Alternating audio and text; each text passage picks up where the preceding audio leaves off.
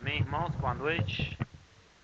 Estamos aqui mais uma vez para estudarmos a palavra do Senhor, que se encontra no livro de Apocalipse. E conforme nós temos estudado, de acordo com aquela nossa chave lá que é Apocalipse 1:19, nós estamos estudando as coisas que depois destas vão de acontecer. Nós já estudamos as coisas que João viu, que está no capítulo 1 de Apocalipse. Nós já estudamos as coisas que são, que é a presente dispensação, que ainda não terminou, em breve vai terminar. E a partir do capítulo 4, o Senhor revela para João e manda que ele escreva em cartas, em rolos, para enviar 7 igrejas, de Éfeso, Esmirna, Pérgamo, Tiatira, Sardes, Filadélfia, Laodiceia, as coisas que hão de acontecer depois dessas que nós estamos nelas. E João ouviu uma voz, ele aqui representando a igreja, que também vai ouvir a voz do Senhor, conforme nós estudamos em 1 Tessalonicenses 4, ele ouviu uma voz, sobe para aqui. E ele passou por uma porta. Né? Nós vimos lá no 4:1. Uma porta aberta no céu. Ele passou por essa porta e ele chegou num grande salão. Ele chegou num grande salão onde tinha um trono que estava armado. Um trono provisório. Um trono a partir do qual o Senhor vai trazer a consumação das coisas, que é por meio do juízo. Juízo ou consumação através do juízo, essa que a gente vai ver agora desde o capítulo 4 até o capítulo 19, que é quando efetivamente o Senhor, conforme nós acabamos até de cantar, né, ele aparece para que todo olho o veja. Quando finalmente as cortinas se abrem, ele se apocalipsa, né, ele se revela, ele se parúzia, né, ele se faz presente, ele se epifaneia, que tem 3 palavras para a vinda, né? Apocalipse, para a vinda ou revelação ou surgimento do Senhor para o planeta, que é Apocalipse, ou Apocalipse, Epifaneia e Parúzia. O mais conhecido é Parúzia. Isso lá no capítulo 19. E esse trono que está armado nesse grande salão, eu estava até conversando assim, bem por alto com a Jéssica hoje no ônibus, esse grande salão, ele tem um trono armado, um trono provisório, um trono que vai ter 7 anos de duração, enquanto a tribulação estiver acontecendo aqui no planeta, enquanto Jacó estiver passando por sua angústia, enquanto as nações estiverem recebendo o juízo acumulado nesses 2000 anos. A igreja tem dado 2000 anos de testemunho e as pessoas fazem assim pra gente na praça, né? Vocês são tudo crente, bobo. Então são 2000 anos de testemunho que as nações gentílicas estão. Um ou outro nasce de novo. Um judeu em cada milhares. Um gentio aqui, outro acolá. Mas na sua grande maioria, o planeta Terra não conhece o Senhor. Então são 2000 anos quase de testemunho. E aqueles que habitam na Terra, né, conforme o versículo 10 do capítulo 3 de Apocalipse, que vai vir uma hora de provação sobre todo mundo, para experimentar aqueles que têm as suas raízes na terra. Esse tribunal, esse trono, ele é estabelecido primeiro para dar validade para um documento que está nas mãos do Todo-Poderoso. Nós vamos ver isso mais em detalhes. Esse documento, ele dá a posse. Nós vamos ver que lá no capítulo 19, depois que 7 anos de tribulação tiveram acontecido, depois que todos os juízos tiverem caído sobre Jacó e sobre o planeta, aí vai ser cantado, vai ser dito pelas vozes celestiais, os reinos deste mundo se tornaram do Senhor e do seu Cristo. Depois que se romperem todos os 7 selos, lembra? Eu expliquei que tem um documento na mão do Altíssimo aqui, ele é super selado, ele tem 7 selos, ele está completamente lacrado, e ninguém tem dignidade suficiente para romper esses selos. não se acha o destinatário. Né? Crime federal abrir a carta dos outros. Né? Porque a gente falou sobre isso. Então, na realidade, o capítulo 4 e o capítulo 5 formam um contexto só. Estava até conversando isso com a Jéssica dentro do ônibus. O que está acontecendo nesse grande salão, onde tem um trono armado, onde está sentado alguém que se assemelha, alguém a quem o apóstolo João compara com um diamante e com um rubi, ao redor de cujo trono tem um arco-íris esverdeado.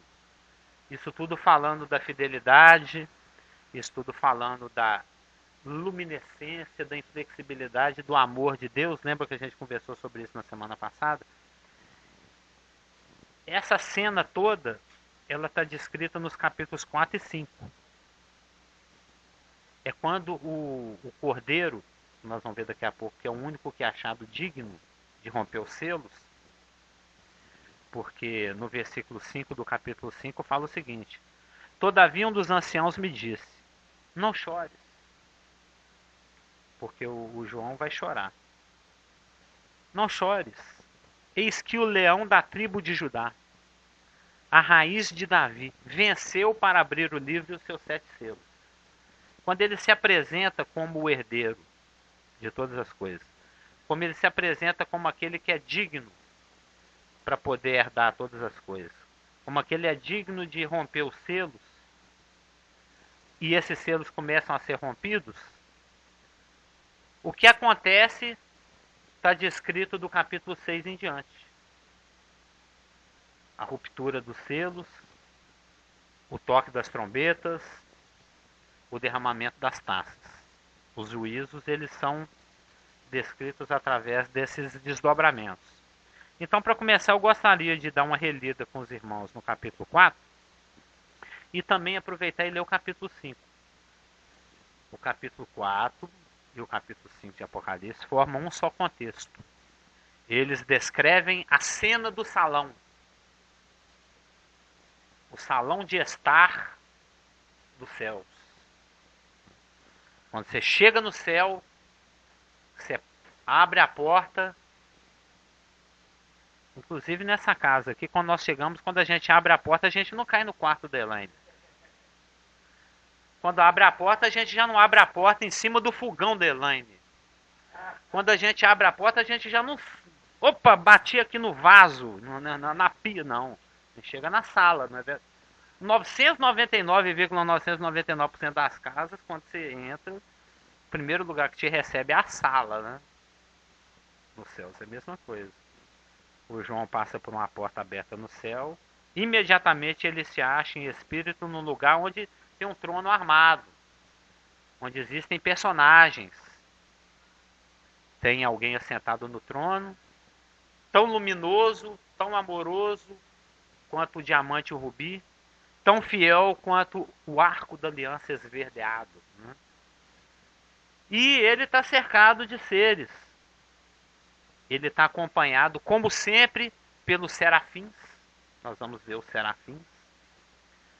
Sempre que o Senhor se manifesta na sua glória, sempre que o Senhor se manifesta na sua glória para exercer juízo, ele vem acompanhado dos serafins. Serafim é uma palavra hebraica que significa ardente, que arde, que tem intensidade. São seres aos quais Deus se revelou muito. Eles são muito íntimos de Deus. Eles são tão íntimos de Deus que eles têm o próprio caráter de Deus, eles têm as próprias características de Deus. Porque o objetivo de Deus ter se revelado tão profundamente a eles é para que eles possam adorá-lo com muita intensidade, expressar essa adoração profunda em público e estimular os outros seres a adorá-lo dessa mesma forma. São aqueles seres que falam santo, santo, santo, Kadosh, Kadosh, Kadosh. Santo é o Senhor. Eles conhecem Deus com muita profundidade. Eles são É igual aquele namorado apaixonadíssimo que escreve aquele monte de cartas de amor, cheio de coraçãozinho, que leva bombom todo dia, que ama intensamente, que só pensa na namorada. É ardente, aquela coisa ardente. Serafim significa ardente. Ele já está até se imaginando nessas condições, né, Gordo? Amando profundamente uma varoa. Não, mas já passou, não. Você tem que estar passando por isso. Isso é uma coisa que tem que continuar. O Isaac tá ali doido para apaixonar. Os serafins, os serafins são apaixonados por Deus. Eles são, eles trazem muito do caráter de Deus, da semelhança de Deus. Inclusive, existem outras passagens onde eles aparecem também como coadjuvantes. Nós vamos dar uma olhadinha hoje, como por exemplo em Isaías 6, em Ezequiel 1. E normalmente eles surgem quando a adoração de Deus, a santidade de Deus precisa ser vindicada com instância, com rigor, porque ela está sendo maculada pelo pecado em massa, né? Em Isaías, na circunstância histórica em que eles aparecem, por exemplo, Isaías 6 e Ezequiel 1, eram situações em que Israel estava pecando muito. Israel estava muito longe de Deus. O pecado é que faz separação entre mim e vós. Eles já tinham pecado tanto que estavam muito distantes de Deus. Na circunstância que Ezequiel viu os serafins, por exemplo, de Ezequiel 1, eles estavam tão longe de Deus que eles estavam no exílio. Eles já estavam lá passando pelos 70 anos de exílio que o Jeremias tinha profetizado. O Ezequiel, que era da classe sacerdotal, ele estava lá dentro, os desterrados, dentre aqueles que tinham sido lançados para fora da terra. O Nabucodonosor já tinha destruído tudo na Jerusalém, um gentio já tinha pisado onde era o templo. Então, os serafins surgem nessas circunstâncias, quando é necessário lembrar que Deus é santo, quando é necessário lembrar quem Deus é. E eles estão aqui nesse salão. Nesse salão também estão os 24 anciãos, que nós vamos ver que representam, que é uma forma de falar que a igreja glorificada também vai estar lá.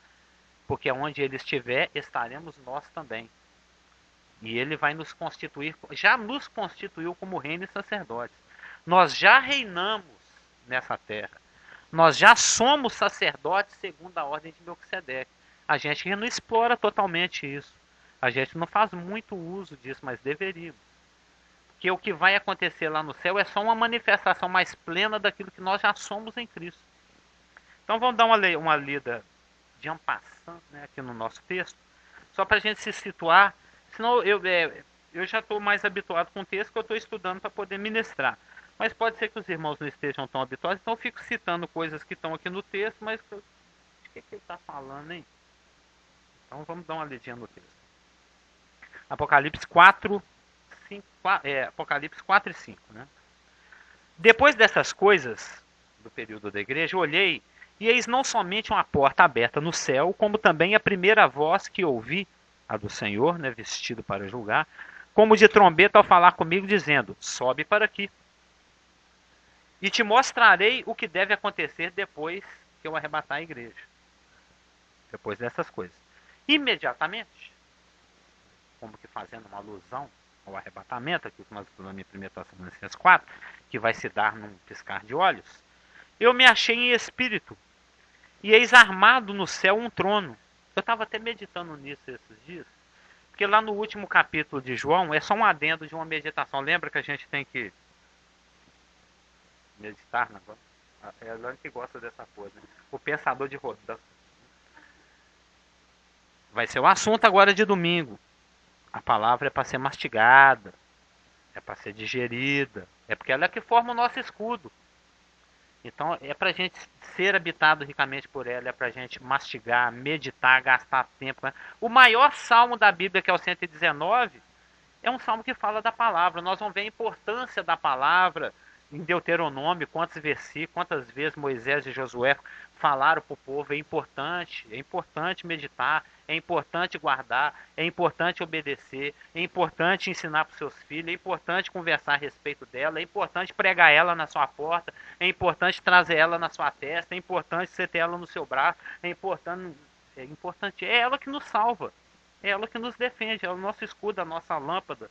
É o nosso tudo. A palavra é o Senhor é a palavra. E lá no finalzinho de João, os discípulos ficaram falando assim, não, o João não vai morrer, porque o Senhor falou, vamos dizer assim, né? É da sua conta se eu quero que ele fique até a minha vinda. Né? O Senhor revelou que João estaria como testemunha da vinda dele. Eles entenderam que ele não passaria pela morte física, que ele ia viver até o dia de Jesus voltar. Tanto é que foram morrendo todos os apóstolos, o último a morrer foi João. Mas a gente esquece que o Senhor não está limitado ao tempo. O Senhor não está limitado ao tempo. Para nós existe passado, presente e futuro. Eu estava até conversando com a Marluce.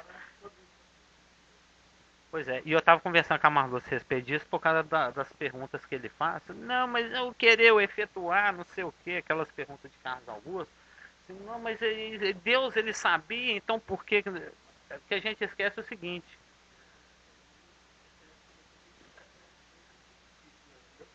Sabia e por quê? Ele tem uma ótica fora do tempo. Nós que estamos aqui peregrinando, nós tomamos as nossas decisões baseados com aquilo com o que nós somos confrontados. Você tropeça numa pedra, acontece algo, aí você tem que tomar uma decisão. Você não toma decisões baseadas no que aconteceu, nem no que vai acontecer, é no que está acontecendo. Aí você decide, você exerce a sua volição. O Senhor exerce a volição, a vontade dele, independente do que aconteceu, está acontecendo ou vai acontecer. Por isso, porque ele tem uma ótica diferente. É aí que a nossa vontade se casa com a do Senhor. Porque ele já sabia, nós primeiro temos que passar por uma experiência para tomar uma decisão. O Senhor já sabe qual experiência que você vai passar, qual decisão que você vai tomar, e ele inclui ou não aquilo no seu plano. Aquilo que você decide. E se o plano está desenrolando é porque ele decidiu escolher o que você está escolhendo. Mesmo que seja uma decisão que leve um país inteiro para o inferno. Então, não, isso aqui serve para o meu plano, vou incluí-lo nos meus propósitos, né? O Geraldo vai fazer um comentário ou uma pergunta? Não, é Filipenses 2:13, né, que fala a respeito desse, né? Que é Deus que efetua em vós tanto o querer como o realizar, né? Então, está bem explícito ali, né? Ele que efetua, né? Então, e eu compartilhei isso com o pastor Geraldo, né, outro dia, né, pastor? Que aconteceu comigo, né? E é uma coisa soberana de Deus que a gente não tem nem como saber, entendeu? Por exemplo, não, nem na questão de submeter. Às vezes você está ali, achando que está ali e não está. Deus é que está controlando a situação, entendeu? Não, é a questão do ele que efetua em vós tanto querer como realizar. Por quê? Vou falar rapidinho aqui, uma experiência que eu tive, aí eu bati de cara com esse versículo, com essa passagem, entendeu? Que revela a soberania de Deus, né? Então, eu estava lá em casa no dia da mímica, né? Todo sábado da mímica eu tenho ido, procurado ir. E nesse dia, na parte da manhã, no sábado, no meu ego estava uma relutância. Vou, não vou. Vou, não vou. Vou. Não vou. Aí chegou na hora. Não, só pra você ter ideia. Não, vai vendo. Não, vai vendo onde vai chegar. O pastor Geraldo já sabe. Não, o pastor Geraldo já sabe que eu compartilhei com ele. Então, não, pra você ver a questão, como é que ela é tão complexa. Entendeu? Desse Deus é que efetua em vós tanto querer como realizar. Chegou na hora, só que tinha uma coisa que Deus ia fazer que eu não sabia, entendeu? Ele sabia, entendeu? Só que chegou na hora lá, eu falei assim, não, vou, né? Fui pro banheiro tomar um banho, entendeu? E na hora que eu fui pro banheiro tomar um banho, eu falei assim, não vou, entendeu? Voltei, entendeu? Deitei lá na cama e fiquei lá pensando lá, entendeu? Na hora, eu, comigo mesmo, eu achei que eu estava rebelde. Eu achei que eu estava rebelde, entendeu? Só que aí, quando deu 11h34, tinha o meu vizinho lá, que é o Paulo, aquele rapaz que teve lá na igreja, que tem um problema muito grande com a família dele, Entendeu? Eu posso falar aqui porque ele não vai assistir isso aí, então ele também não importa. Se ele ver, não importa. Eu conheço ele. Ele tem um problema muito grande com a família dele, entendeu? Com as filhas, tal, com a ex-mulher. E isso tem levado ele a uma situação muito ruim. E ele tinha uma expectativa de voltar a ter uma vida normal com as 3 filhas adolescentes dele. E nesse dia que teve essa relutância, que aparentemente era eu rebelde, entendeu? Na verdade era o Espírito Santo me segurando ali, entendeu? Por quê? Porque quando deu 11h34, era um horário que eu estaria lá, já chegando lá no centro, entendeu? E eu estava em casa, o telefone toca, né? Era a filha dele, depois de uns 3 anos, entendeu? É porque teve uma vez que ele ligou lá no celular delas, elas desligaram na cara dele. Então o número ficou guardado, o meu número. Eu tô te explicando por que ela. Ah, mas como que ela tinha seu número, a filha dele, né? Aí ficou guardado lá, entendeu? Elas guardaram o meu número. E nesse dia, 11h34, né, repetindo, né? O telefone toca. Alô? Ah, aqui é fulano, eu queria falar com meu pai, o Paulo. Quando eu cheguei no quarto dele assim, eu falei, ô Paulo, é sua filha. Ele pulou de alegria, saiu pulando de alegria, pegou o celular, não acredito, você tá brincando comigo, você é, ué. Ele saiu pulando de alegria. Você tá entendendo? Que é Deus que efetua em vós tanto querer como realizar. Eu achava que eu estava rebelde em não querer ir para o centro, que era de costume meu para mímica. Mas era Deus me segurando, o Espírito Santo me segurando. Mas é tão complexo que a coisa é tão complexa, esse é Deus que efetua em vós tanto querer como realizar, que vai além do nosso consciente, sabe, do nosso entender, entendeu? A gente não consegue entender isso. E às vezes a gente acha que a gente está rebelde, igual eu pensei que eu estava rebelde, pelo fato de eu não ter ido. Você entendeu? A questão é Deus que efetua em vós, né? Pois é, eu creio que isso é uma questão de sensibilidade. Você está atento ao que o Espírito Santo tem para te falar. Hoje mesmo, ao ir lá na passagem de Ezequiel, porque o crente não vive pelo certo e pelo errado, ele vive pelo que gera vida e o que gera morte. Ao ir naquela passagem de Ezequiel 1, aí a gente acaba olhando um pouquinho mais, eu acabei indo até o 5, e no 5 o Senhor manda ele raspar a barba, o que era socialmente errado naquela época, um sacerdote fazer. Mas o Senhor manda. O Senhor manda ele comer cocô. Não, tem uma passagem que ele manda. Você vai comer cocô. Aí ele fala, nossa, mas meio pesado esse negócio. Pode ser de vaca? Ué. Não, porque o Senhor tinha mandado ele comer excremento humano. Ele estava sendo o homem show para mostrar para Israel o que Israel ia passar. Então, às vezes o Senhor nos pede coisas que aparentemente estão socialmente equivocadas. Poxa, mas eu vou raspar minha barba. A própria palavra fala para eu nem aparar nem a pontinha e você está mandando eu raspar. Então tem hora que ele vai pedir, entre aspas, para você pedir alguma coisa que é eclesiasticamente incorreto, é socialmente inadequado, rebelde. Aí vai depender de você ter a sensibilidade para saber quem está te falando, se aquilo é oportuno e etc. É uma questão. O nosso outro pastor falava o seguinte: ou você vive um mistério, ou você vive em mistério. Se você está em rebelião, você está vivendo em mistério. Se você vive em obediência, você está vivendo um mistério. Aí você tem que ter a sensibilidade para saber quem está falando. E as minhas ovelhas conhecem a minha voz. Daí a necessidade de você se familiarizar com a palavra. Quanto mais você conhece da palavra, mais você conhece o timbre da voz do seu pastor. Porque o pastor errado vai tentar te chamar também. Ele vai ficar falando. Fica o ossinho aqui, ó. A bolinha, a almôndega aqui, mas na almôndega tem veneno. É porque a palavra fala que o outro pastor ele vai te chamar também. Mas elas não seguem o mercenário. Porque elas conhecem a minha voz. E elas me ouvem e me seguem. Mas então você tem que se familiarizar com a voz do Senhor. E como é que você se familiariza com a voz do Senhor? Escutando a palavra dele. Escutando a voz. Exatamente. A voz da Elaine para mim já é mais do que manjada. Porque tem 1 milhão de anos que eu escuto a voz dela. Outro dia a Marluz falou assim comigo, mas é engraçado, você trata a Elaine como se ela tivesse 19 anos. Uma menina. Mas é porque, pra mim, ela ainda é aquela menina que eu conheci lá no ponto de ônibus. Pra mim é aquela garota lá da rua Tamoios. Entendeu? Sem rumo. Aí eu falei, não, se ela já é mãe de 3 marmanjos, você tem que tratar ela como uma senhora. Eu falei, não, mas pra mim, ela é a minha irmã mais nova. Mas, voltando ao nosso texto, então, imediatamente eu me achei em espírito, eis armado no céu um trono. Nós já explicamos armado no céu. E no trono alguém sentado. E esse que se acha sentado é semelhante no aspecto, depois da gente estudar, como a gente deu o texto, como é que fica mais iluminado, não fica? Você não entende mais o que está sendo lido aqui? E esse que se acha sentado é semelhante no aspecto, semelhante a pedra de diamante e de rubi. E ao redor do trono há um arco-íris semelhante no aspecto a esmeralda. Olha, os coadjuvantes agora, né? Que é o nosso assunto de hoje, o 4:4. Ao redor do trono há também 24 tronos, e assentados neles 24 anciãos, vestidos de branco, em cujas cabeças estão coroas de ouro.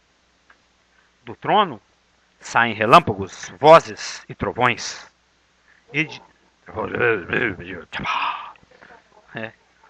Não, isso tudo quer dizer que é um trono ativo. Isso é uma forma de dizer que não é um trono estático, não é um trono parado. Não é uma múmia que está sentada lá naquele trono. É um trono, as coisas estão acontecendo. É um trono que está ativo, está tendo atividade, coisas estão acontecendo. É isso que o João está querendo dar essa ideia aqui, ó. Né? É a porta da Araújo.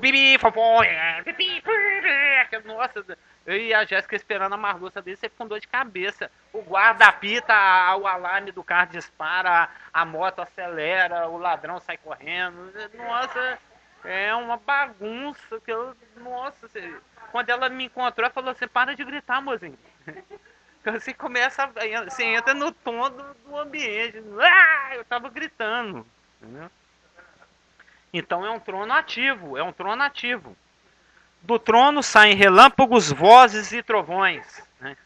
E diante do trono ardem 7 tochas de fogo, que são os 7 Espíritos de Deus. Adiante do trono, um como que mar de vidro.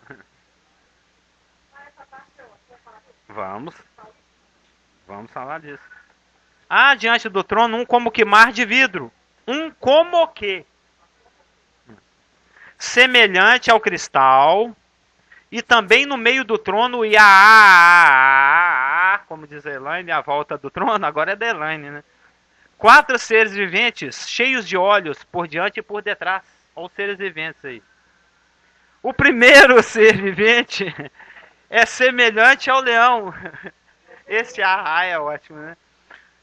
O primeiro ser vivente é semelhante ao leão. Olha o Mateus aí. O segundo é semelhante ao novilho, ao Marcos. O terceiro tem o rosto como de homem, ao Lucas. O quarto ser vivente é semelhante à águia quando está voando. E os 4 seres viventes, tendo cada um deles respectivamente 6 asas, estão cheios de olhos ao redor e por dentro. Não tem descanso, nem de dia, nem de noite, proclamando: Santo, Santo, Santo é o Senhor Deus, o Todo-Poderoso, aquele que era, que é e que há de vir. E quando esses 4 seres viventes derem glória, honra e ação de graças ao que se encontra sentado no trono, ao que vive pelos séculos dos séculos, os 24 anciãos prostrar-se-ão diante daquele que se encontra sentado no trono, adorarão o que vive pelos séculos dos séculos e depositarão as suas coroas diante do trono, proclamando: Tu és digno, Senhor e Deus nosso, de receber a glória, a honra, o poder, porque todas as coisas tu criaste. Sim, por causa da tua vontade vieram a existir e foram criadas. E vi na mão direita daquele que estava sentado no trono um livro, escrito por dentro e por fora, de todo selado com 7 selos, lacradíssimo. Vi também um anjo forte, que proclamava em grande voz: Quem é digno de abrir o livro e de lhe desatar os selos? Ele fez uma pergunta para o universo. Quem aí é digno? Quem tem as moral? Quem é que vai abrir esse livro? Ora, nem no céu, nem sobre a terra, nem debaixo da terra, ninguém podia abrir o livro, nem mesmo olhar para ele. Falta de dignidade. Aí o João teve uma reação emotiva, né? Aí eu chorava muito. Falei, agora lascou. Agora lascou. Porque se esse livro não for aberto, ninguém vai tomar posse da herança, as coisas vão continuar na mão de Satanás e a coisa vai só piorar daqui para frente. Porque Satanás é que é o dono provisório desse negócio. Ele usurpou isso de Deus através de Adão. Aquela história que nós estudamos lá em março do ano passado, lembra? Quando nós estudamos Gênesis 3. E eu chorava muito, porque ninguém foi achado digno de abrir o livro, nem mesmo de olhar para ele. Todavia, um dos anciãos me disse: não chora. Don't cry. Don't cry. Eis, aí vai dar as referências históricas. Vai apresentar a identidade e o CPF de Jesus Cristo. Eis que o leão da tribo de Judá, a raiz de Davi, venceu para abrir o livro e os seus 7 selos. Amém, aleluia, que bom, né? Então vi no meio do trono e dos 4 seres viventes, e entre os anciãos de pé, um cordeiro. Aí aparece alguém em cena. Alguém aparece em cena. Como que tendo sido morto, ele tinha todo o poder. 7 chifres. Bem como todo o conhecimento. 7 olhos. Que são os 7 Espíritos de Deus. Que a gente já sabe pelas passagens do Velho Testamento, que prescrutam toda a terra. Enviados por toda a terra.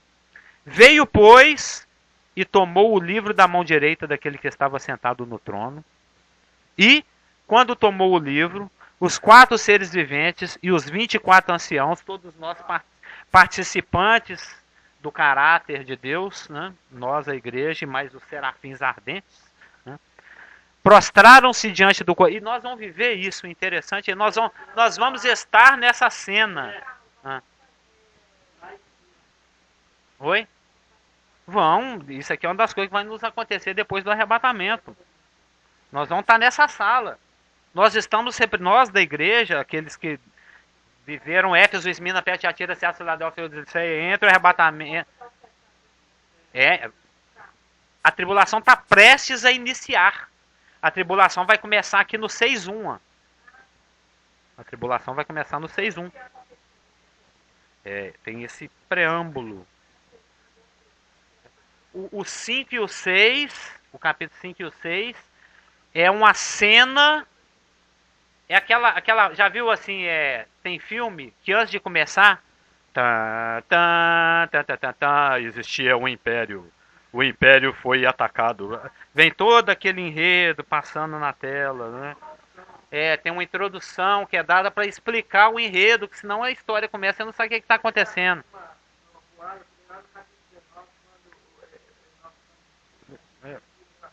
Claro. Aí nós estamos festejando. Eu, como sempre falo, eu estou naquele terceiro cavalo à direita, aquele cavalo branco com a mancha marrom na testa. É um marrom puxado para mostarda. Eu falo desse cavalo desde 1982. Se alguém pegar esse cavalo lá em cima, eu vou brigar, porque esse é meu. Ele tem até nome, ele chama Lazão.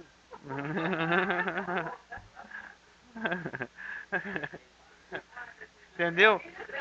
E o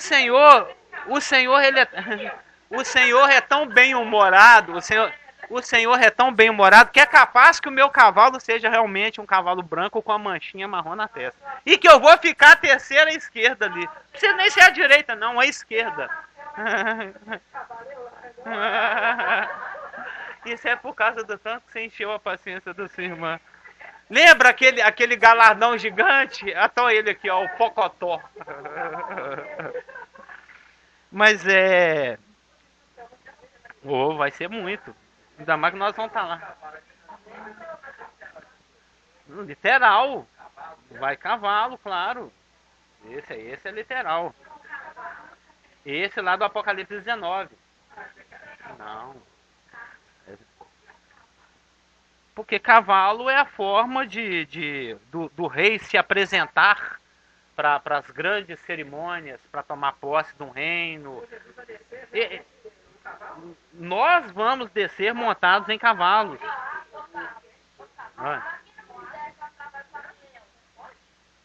Não vai ter. É cavalo mesmo. Não inventa não. Senão daqui a pouco você quer montar de dragão. Lá em Apocalipse 19. Tem que ir lá. Olha lá, Apocalipse, olha lá, 19:11, ó. Olha lá, Apocalipse 19:11. Vi o céu aberto e eis um cavalo branco. E o seu cavaleiro se chama Fiel e Verdadeiro, e julga e peleja com justiça. Nesse caso, não. Porque é uma questão histórica. Entendeu? Tem certas coisas que ele dá o cumprimento de forma literal. Quando um rei, por exemplo, quando ele entrou em Jerusalém para tomar posse do reino dele na primeira vinda, ele veio montado dando cumprimento à profecia. Zacarias profetizou que ele viria num jumentinho. E o cumprimento foi literalmente no jumentinho. O João está profetizando que eis que eu vejo o céu aberto e vai ser um cavalo branco. E um cavaleiro.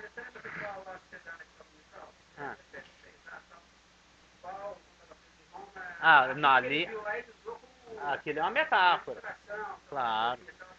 Tanto é que nós não temos literalmente disponibilidade. Você tem alguma coisa guardada de 1,25 m por 97 de madeira revestido de couro umedecido e linho? É porque na domingo agora eu vou dar os detalhes. E tem ganchinhos ao redor. Mas nesse caso aqui é literal. Espera mais 10 meses que nós vamos chegar lá. Apocalipse 19. Não. Mas nós estamos aqui aonde? Nós estamos no verso 8, né? E quando tomou o livro, os 4 seres viventes, os serafins ardentes, e os 24 anciãos, que somos nós, a igreja, prostraram-se diante do Cordeiro, tendo cada um deles uma harpa e taças de ouro cheias de incenso, que são as orações dos santos.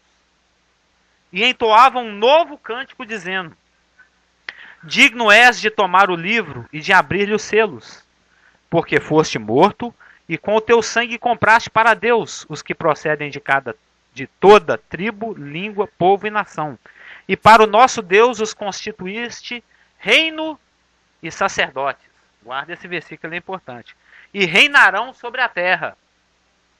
Vi e ouvi uma voz de muitos anjos ao redor do trono, dos seres viventes e dos anciãos, cujo número era de milhões e milhares de milhares, proclamando em grande voz. Está vendo que o louvor aqui está só crescendo, né? Digno é o Cordeiro que foi morto de receber o poder, a riqueza, a sabedoria, a força, a honra, a glória e o louvor. Lá no primeiro cântico não tinha isso tudo. A coisa está só crescendo. 13. Então ouvi que toda criatura que há no céu... Tá vendo? Tanto os adoradores quanto a intensidade do louvor está só crescendo. Isso é interessante de estudar. Então ouvi que toda criatura que há no céu e sobre a terra, debaixo da terra, sobre o mar e tudo que neles há, estava dizendo: aquele que está sentado no trono e ao Cordeiro, seja o louvor e a honra e a glória e o domínio pelos séculos dos séculos. A gente, lá na antiga comunidade, a gente cantava essa, lembra? Ao que está sentado no trono e ao Cordeiro, seja o louvor e a honra e a glória e o domínio pelos séculos dos séculos. Amém. É a primeira vez que eu vejo ele cantar bonito. Ele fez um contracanto bonito, não fez? E os 4 seres viventes respondiam: amém. Também os anciãos prostraram-se e adoraram. Aí o bicho começa a pegar. Aí no capítulo 6. Aí os selos vão ser abertos. Olha lá. Vi quando o cordeiro abriu o primeiro dos 7 selos. Aí agora a herança vai começar a sair das mãos de Satanás e passar para as mãos do cordeiro. Agora ele vai avançar no que é dele. Porque quando Jesus esteve aqui na primeira vinda, que ele veio em humildade, que ele veio como servo sofredor, que ele veio como boi, isso aqui é o mercado de escravos do homem forte. E ele invadia esse mercado. E sendo ele mais forte e mais valente do que o forte e valente, ele vinha e sequestrava vidas, almas para ele, que somos nós. Os que ele vinha buscando. Agora aqui, a partir do capítulo 6:1, ele vai paulatinamente, progressivamente, ininterruptamente, tomar conta do que é dele. Os selos vão se abrindo, os juízos vão caindo, a consumação vai sendo feita, ele vai tomando posse do que é dele. Isso aqui é um testamento. Isso aqui é um... Como é que chama aquela coisa que é normalmente propriedade? É uma escritura. Você quer fazer um comentário ou pergunta? Quer usar, passa ali para sua mãe.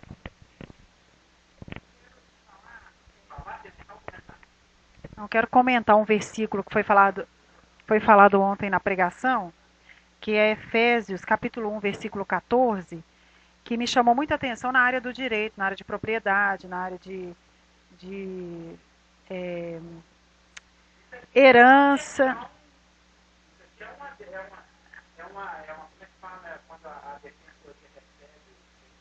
Ah, sim, é uma audiência mesmo. É. Não, e o interessante é que é Efésios capítulo 1, versículo 6, porque no direito a gente fala muito sobre a penhora também, do bem e tudo.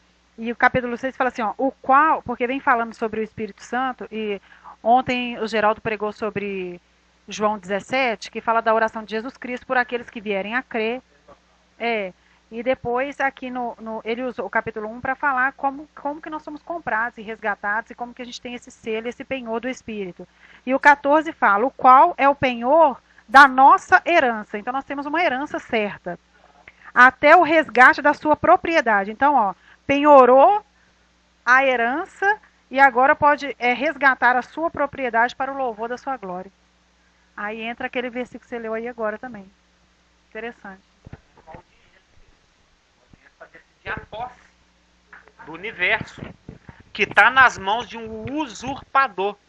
Está nas mãos de Satanás por permissão divina. Mas ele não vai...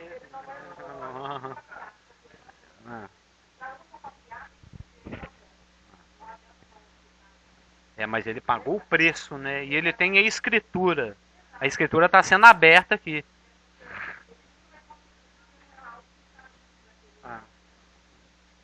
É uma propriedade que não está livre para ser usucapiada. Você vai fazer um comentário?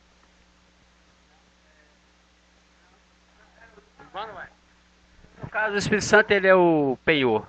Então ele é a garantia daquilo que Jesus comprou. Ele é a com o seu sangue. afirmação de que nós somos propriedade dele. Então, ele é o penhor, a garantia. Não, o penhor. É algo que foi deixado. Penhorar é algo que eu deixo como garantia. Penhorar, eu deixo algo como garantia, que é meu, eu vou buscar. Não. Ela vai lá, ela tinha brincos de ouro, pulseira, ela deixava lá. Os brincos, as pulseiras valia 20 mil. Eles avaliavam em 15 mil. E deixava lá e ela pegava 10 mil. Se dentro de X dias, 90 dias, 120, 30, eles faziam um contrato. Ela não buscasse, ela não viesse com um dinheiro e falasse, toma aqui os 10 mil que você me emprestar, me devolve meus 20 mil em joias. Aquelas joias deixavam de ser dela e passavam a ser da Caixa. Porque ela tinha deixado como penhor. Aí eles leiloavam para resgatar os 10 mil que eles tinham passado para ela e mais ali uns 3, 4, 5 mil de lucro. Então o penhor é uma garantia. Uma garantia. O Espírito Santo, na realidade, nós estudamos pneumatologia, nós vimos que o Espírito Santo tem várias funções na nossa vida. Uma delas é o de penhora. Né? o penhora até esse momento aqui que nós estamos estudando, em que ele vai tomar posse do que é dele, a partir do 6:1. Lembra, o 4:5 apenas descreve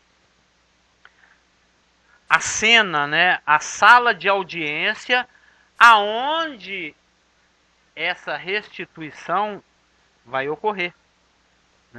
Quem é o juiz, quem é que é o reclamante, quem é que é o reclamado. Tem muitas testemunhas, milhões e milhares de milhares, nós lemos aqui.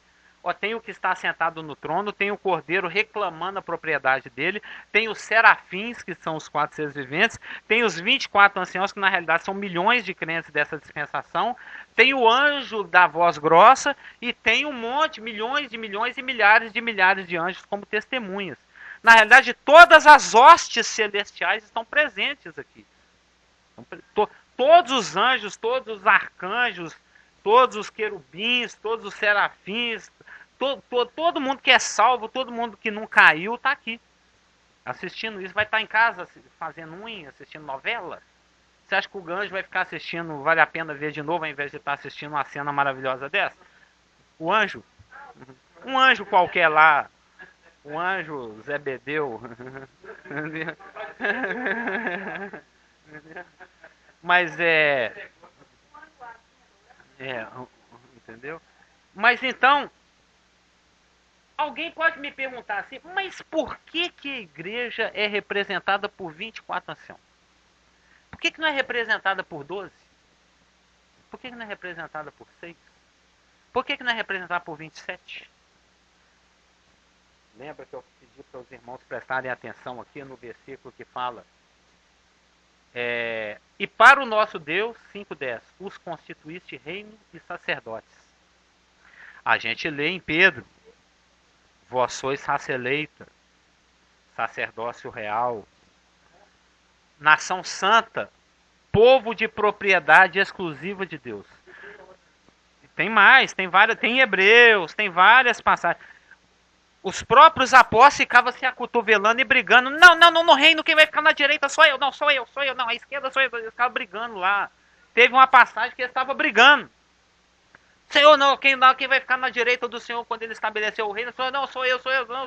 Inclusive a mãe do João aqui, que foi lá e falou: Senhor, eu posso ter uma conversa com o Senhor? Faça favor, Jesus.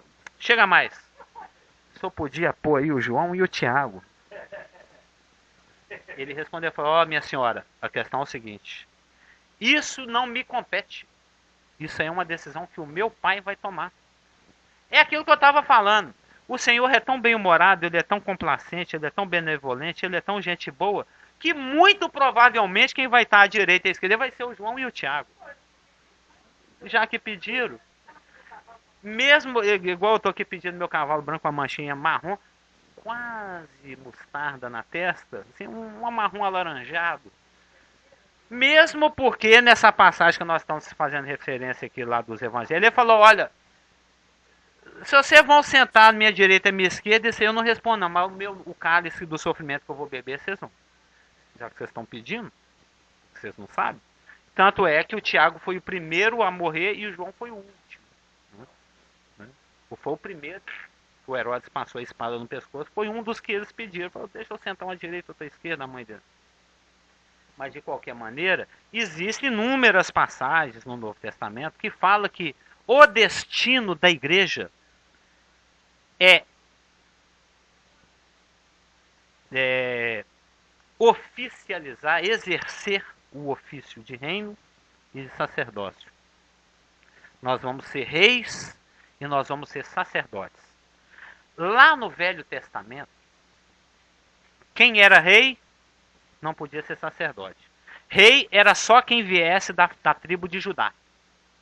Sacerdócio era só quem fosse da tribo de Levi. As coisas não se misturavam. No sacerdócio, lá na Antiga Aliança, no Velho Testamento, para ser rei tinha que ser da tribo de Judá. Para ser sacerdote tinha que ser da tribo de Levi. Teve um rei, a Jéssica que andou lendo Reis e Crônicas, ela deve ter lido a Reis, não sei se foi Uzias. Ele falou: não, eu vou entrar no templo aí de qualquer jeito, eu não quero nem saber não, eu sou o rei. Na mesma hora ele começou a ficar leproso. Rei, você é rei, tudo bem, você que manda, mas aqui no templo você não manda, não. Você não pode misturar as coisas. Reinar é uma coisa, exercer o ofício sacerdote é outra. Tem que ser o de Judá de Levi. Mas nós estamos numa nova aliança. Aquela que a gente celebra todo domingo ao tomar a ceia. Com pão, com vinho, que são símbolos do corpo e do sangue de Jesus, do qual nós participamos, que são símbolos da comunhão íntima com Ele, que são símbolos do um só espírito-essência que nós temos com Ele. Nós somos um só, aquele que se une ao Senhor é um só espírito com Ele. Né? O sangue, o pão, o pedacinho de pão e o pouquinho de suco, de uva, são símbolos do corpo e do sangue, que são símbolos da comunhão, que são símbolos da um só espírito-essência que nós temos com Ele. É a comunhão íntima que existe entre o noivo e a noiva, entre o esposo e a esposa, entre Jesus Cristo e a igreja. Nós aprendemos isso no IBPG, existem 7 figuras para descrever a relação entre a igreja e Jesus Cristo. Eu sou o pastor, vós ovelha, eu sou a videira, vós ramo, eu sou o noivo, eu sou a cabeça, eu sou o corpo. São 7, é só estudar. Espero o IBPG que vocês estudam lá com a gente, né? Daqui 1 ano, 2 anos, 100 anos que vem. Então, de acordo com Hebreus, de acordo com Pedro, de acordo aqui com o nosso texto Apocalipse 5:10, de acordo com várias outras passagens, o destino da igreja é ser reino e sacerdote. Porque na nova aliança, no novo sacerdócio que foi estabelecido, substituindo o sacerdócio aarônico, que é aquele que está descrito lá em Levítico, que é o manual do sacerdote, o Levítico, a gente já estudou em 1992 ali na Rua Gararu, lembra como se fora hoje. Em 1999, este dia mesmo nós estudamos o livro de Levítico, a pedido do Ivan Araújo Neves, ele me deu o privilégio desse estudo. Só para concluir o raciocínio, que agora eu embalei. Então nós agora fazemos parte de um novo sacerdócio muito mais superior, muito mais excelente. Eu espero que um dia também a gente estude o livro de Hebreus, que é profundo, que é maravilhoso. Né? Estudar Levítico e Hebreus é fantástico. Assim como em breve nós vamos estar estudando Daniel, que é em conjunção com Apocalipse, que um reflete o outro, um complementa o outro, um joga luz no outro, comparando coisas espirituais com coisas espirituais, para ver se essas coisas são de fato assim.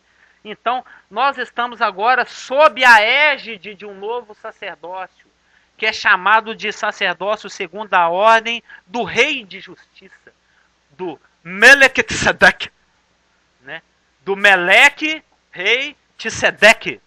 Tzadika Tamaifra, Ifra, Tzadika Tamaifra. Lembra que a gente cantava essa?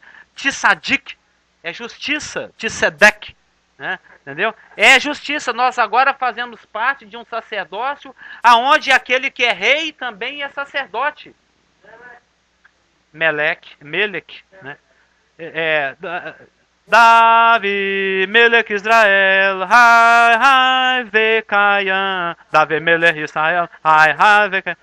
Tzedek é justiça. Melquisedeque, Melquisedeque, né? Aquele que abençoou Abraão, que na realidade era o filho de Noé, o Sem. Sabia que o Sem viveu até quando Jacó tinha 50 anos. Ele viveu muito. Aquele rapaz que foi encontrar com Abraão, rapaz, ele já tinha lá seus 800 anos, que recebeu os dízimos de Abraão, era o tataravô do Abraão. Era o Sem. Ele era o Sem. Ele era um tipo, uma figura do que Cristo seria. Ele era sacerdote do Deus Altíssimo. O menininho aí ri até, né? O quê? Tá lá em Gênesis 15, mais ou menos. Assim que ele volta da batalha lá dos 5 reis contra 4. O Sem. Você não estudaste isso, irmão? É um estudo maravilhoso. Era o Sem. Que vive. Ele era. Esse Sem. Sim. O Sem teve uma importância enorme pós-dilúvio. Ele que segurou a onda lá da turma que era fiel, do remanescente fiel, quando Babel estava explodindo, Nimrod estava fazendo e acontecer. Ele e a sua família foram perseguidos, quase foram imolados. Entendeu? Eles que mantiveram a... Não, o Sem, a ele foi dado, isso é...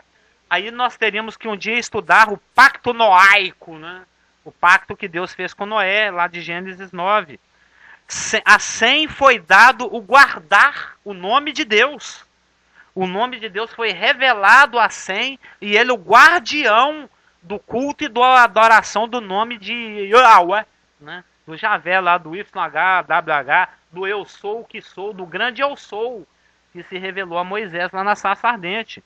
Então ele era o sacerdote do Deus Altíssimo. Ele é que preservava o nome de Deus. Ele era o rei da justiça. Ele era o Meletisedec. Ah, tá.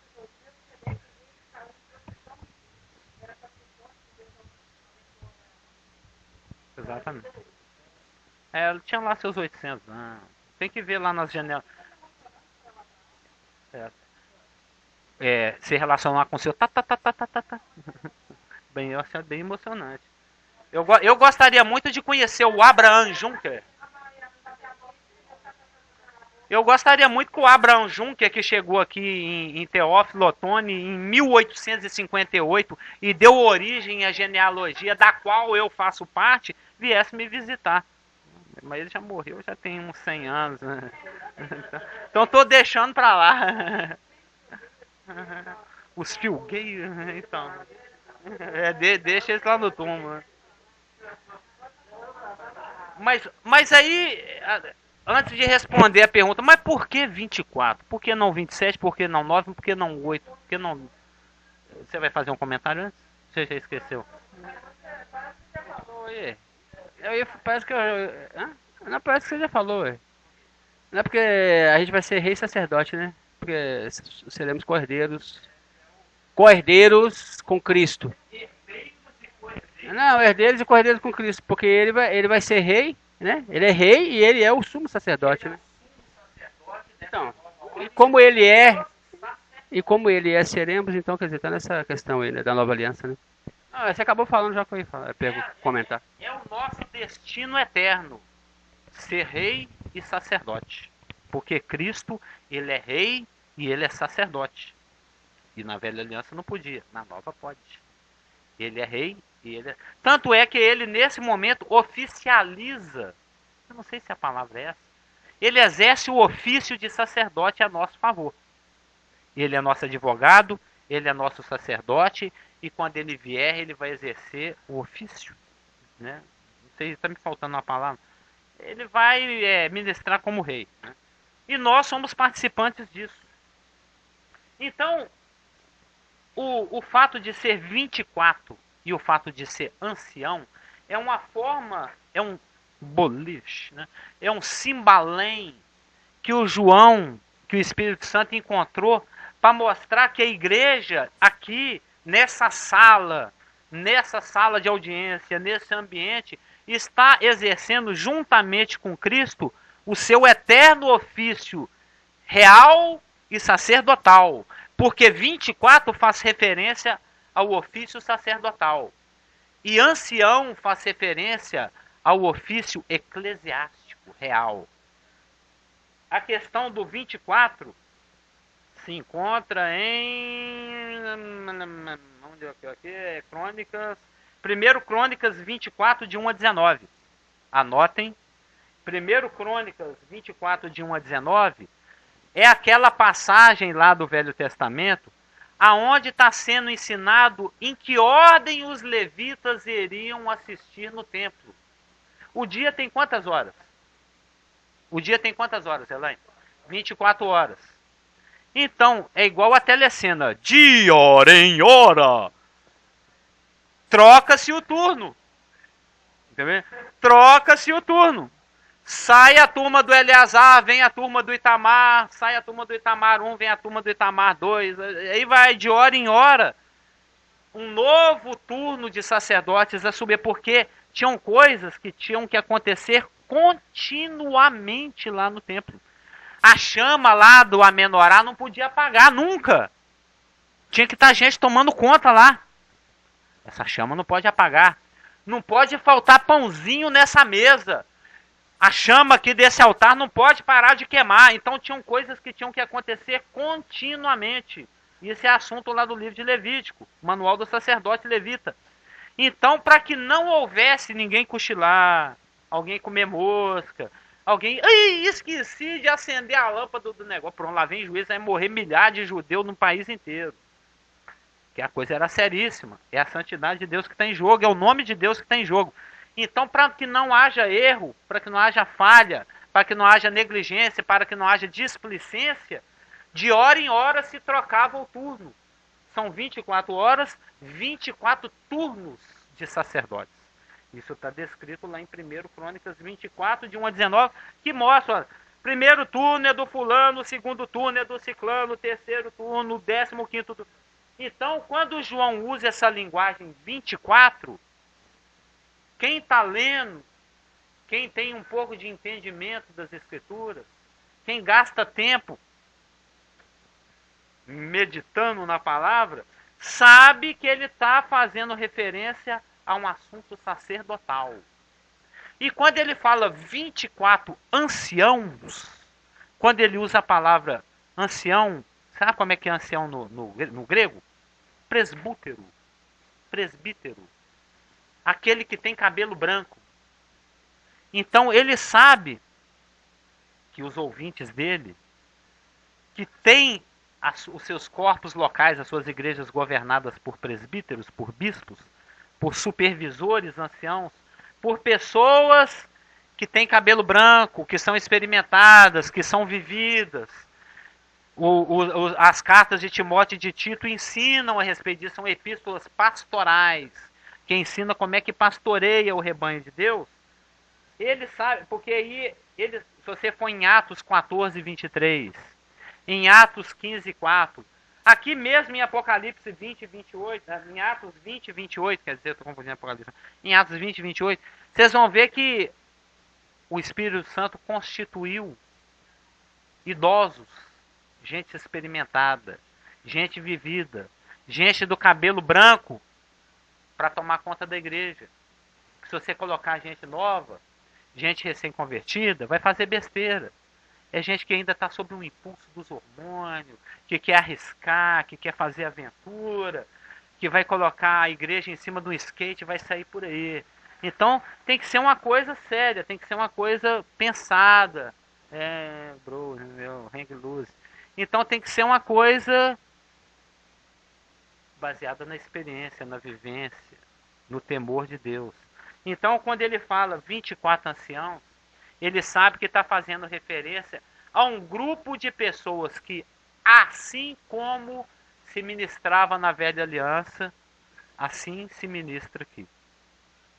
É um ofício sacerdotal. Assim como tinha-se qualificações no período eclesiástico para exercer o controle, o poder e o domínio, assim também da mesma forma que agora na eternidade. Então 24 faz referência ao sacerdócio, ancião faz referência à experiência, ao domínio, ao controle, ao poder, ao governo, à realeza. Sacerdotes e reis. Mesmo porque na própria linguagem aqui do texto tem outras referências que fazem alusão a coisas que são pertinentes, coisas que qualificam e caracterizam e descrevem os salvos da igreja, o estar vestido de branco. Aí, tá vendo aqui na minha Bíblia?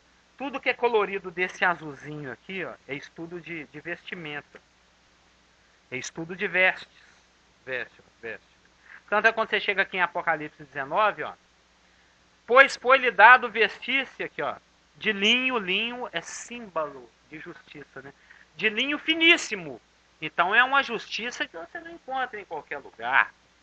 É uma justiça que é imputada, né? De linho finíssimo, resplandecente e puro. Porque o linho finíssimo são as obras de justiça dos santos. Está falando da igreja. Aqueles que acompanham Jesus Cristo na sua volta. Então, O estar vestido de... Olha lá. Falando para a igreja de Laodiceia. 3,18. Aconselho-te que de mim compres vestiduras brancas para te vestires. Olha lá na igreja de Sardes, ó. Tens, contudo, em Sardes umas poucas pessoas que não contaminaram as suas vestiduras e andarão de branco juntamente comigo. Então, essas promessas de andar vestido de branco são promessas pertinentes à igreja.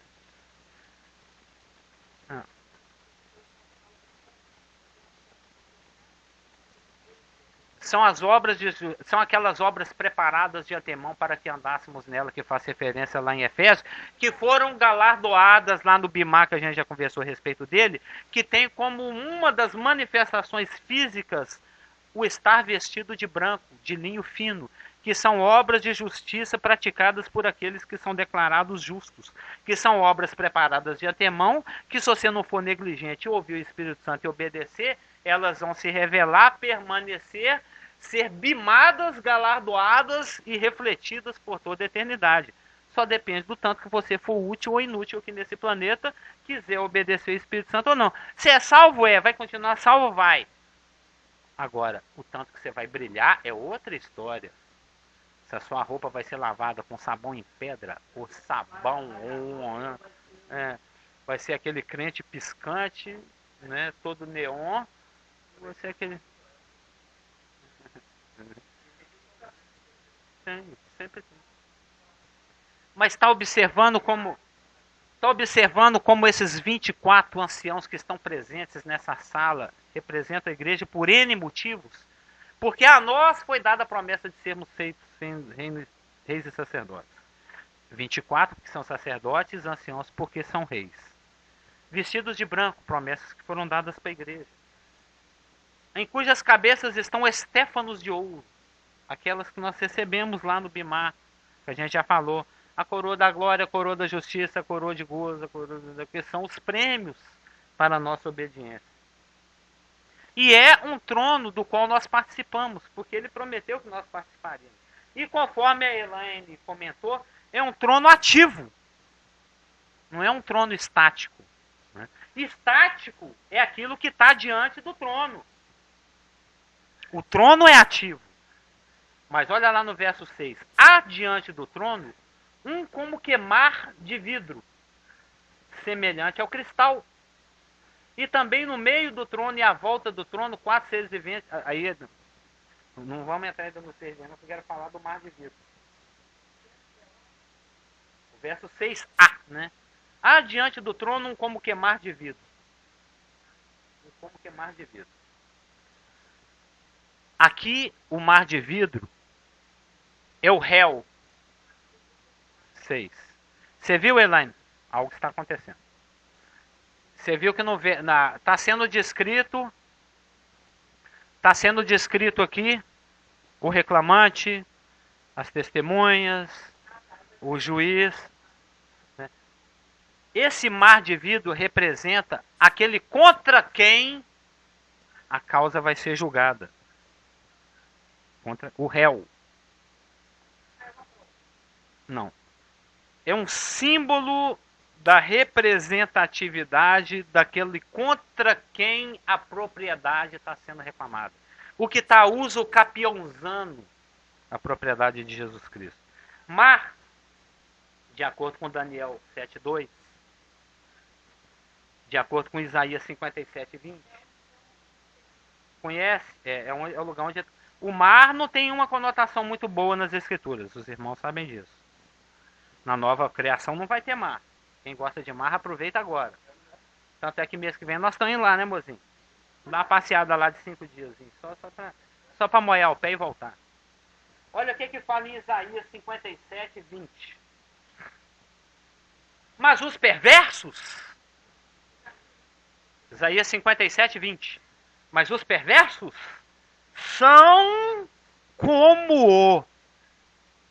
É uma comparação. É uma símile, né? Está sendo comparado.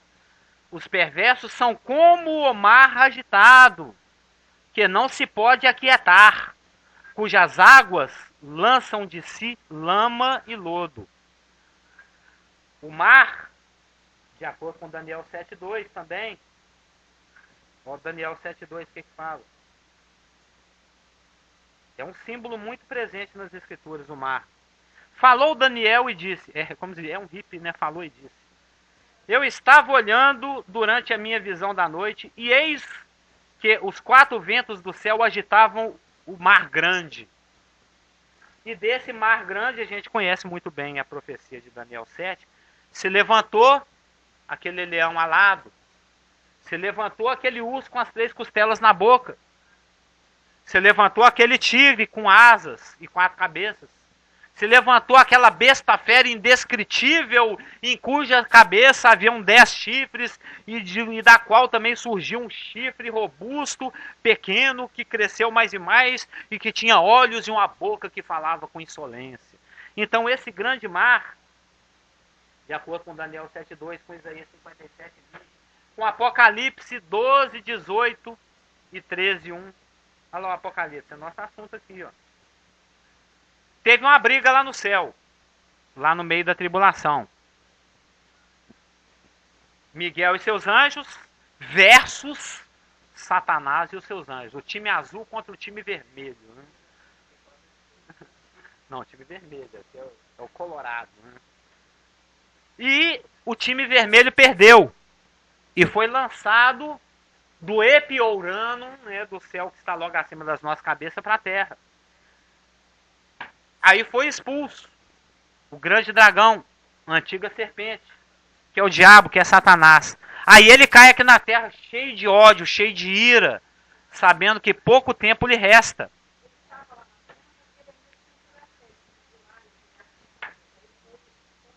O ele é o João? Ah, sim, é claro. A partir da metade da tribulação, esse ministério de acusação ele não vai exercer mais. Deus está cercando. Os selos estão sendo abertos, não estão? Ele não está resgatando a propriedade dele.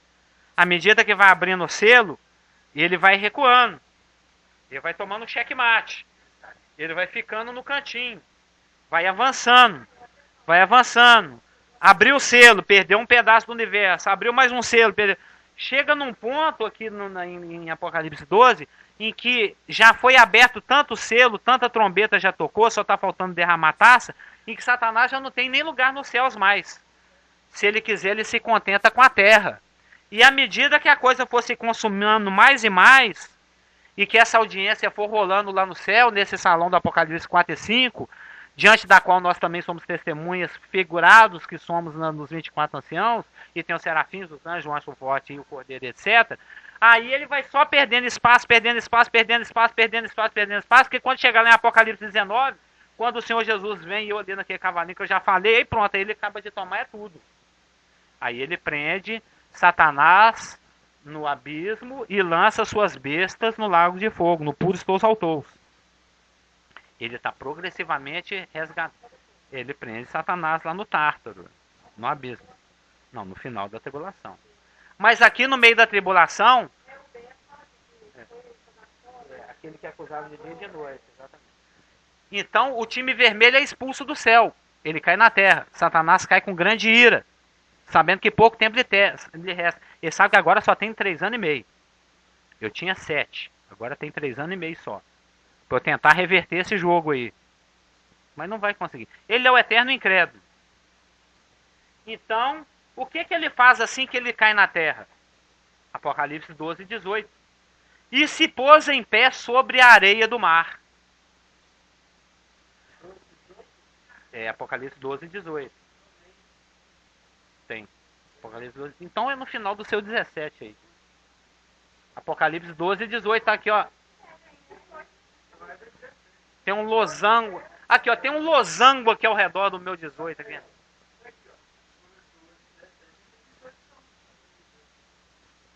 Por isso que tem as versões atualizadas, as versões corrigidas e etc. Tem. Eu também tenho 18. E se pôs em pé sobre a areia do mar. A consequência dele se pôr em pé.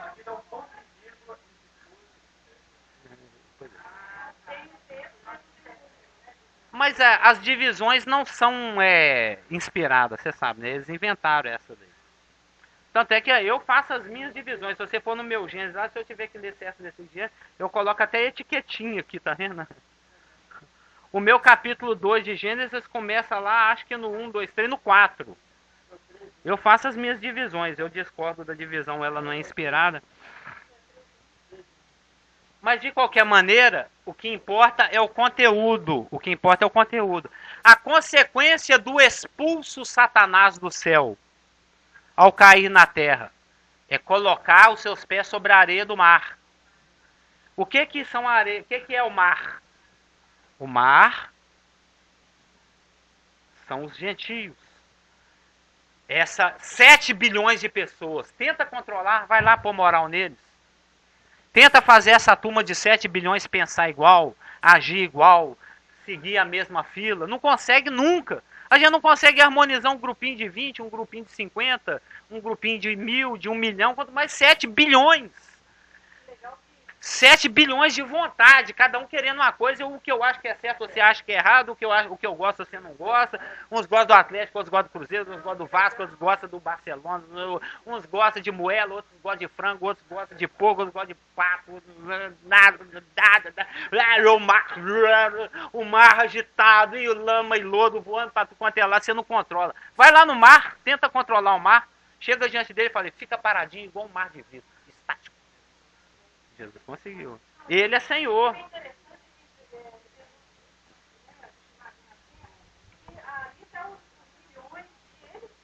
Bilhões, né?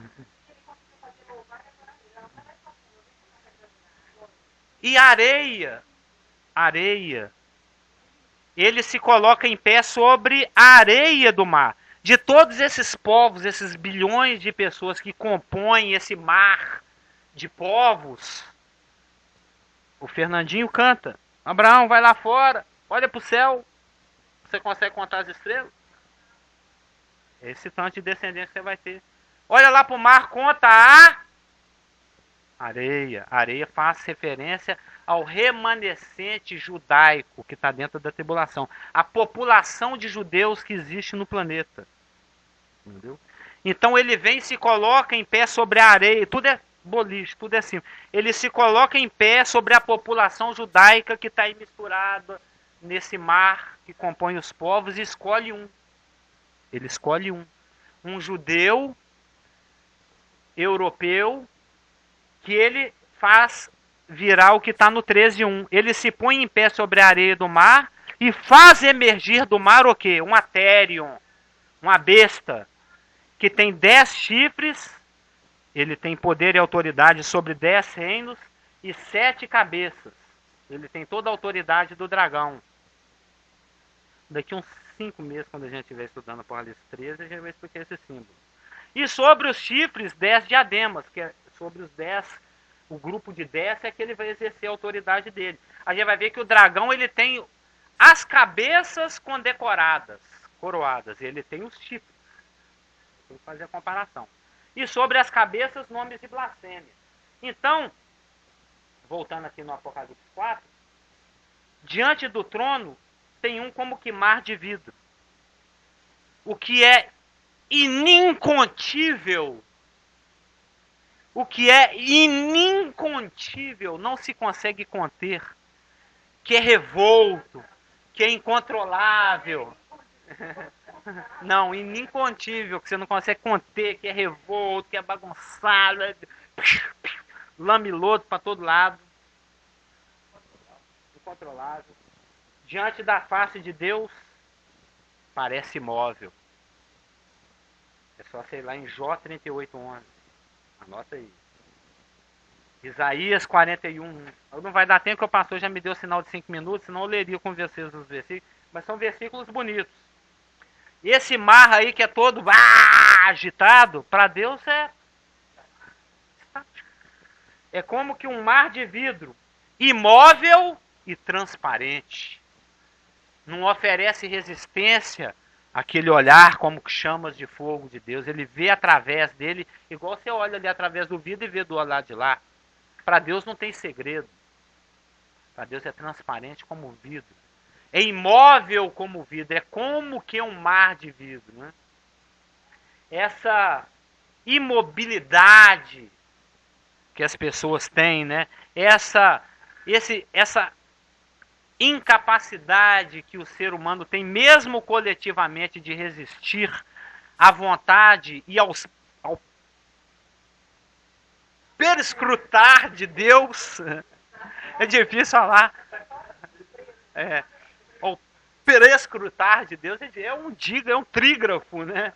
Perescrutar de Deus. E se encontra em Jó 38:11.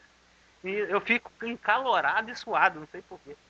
Em Isaías 41:1, em Zacarias 2:13 e em Hebreus 2:20. Eu vou ler pelo menos o Hebreus 2:20, que está aqui pertinho, viu, pastor? Ele não falou nada, então é para ler. Hebreus 2:20 diz o seguinte: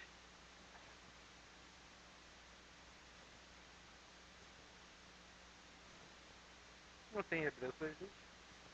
Ou é 12:20? Engraçado, eu chequei esses também, ou é 12:20? É que fala que diante dos olhos dele está tudo patente.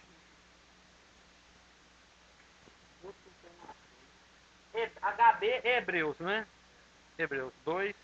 O meu Hebreus só vai até 18, de alguém aí tem 20.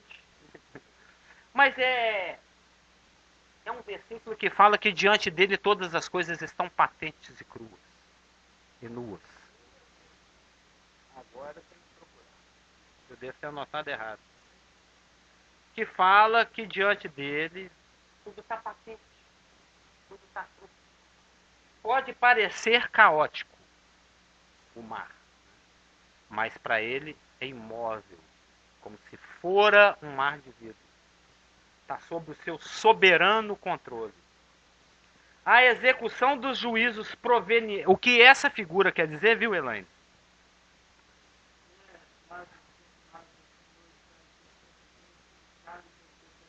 Não, é que fala que diante dele tudo está nu e patente. Nada escapa, está tudo assim bem visível, bem. Nada escapa ao olhar dele.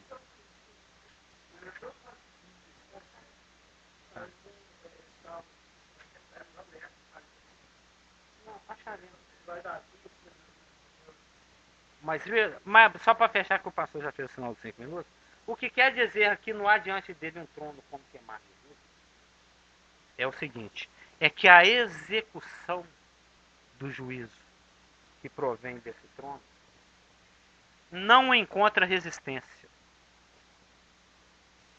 Isso é representado pela imobilidade do mar de vidro.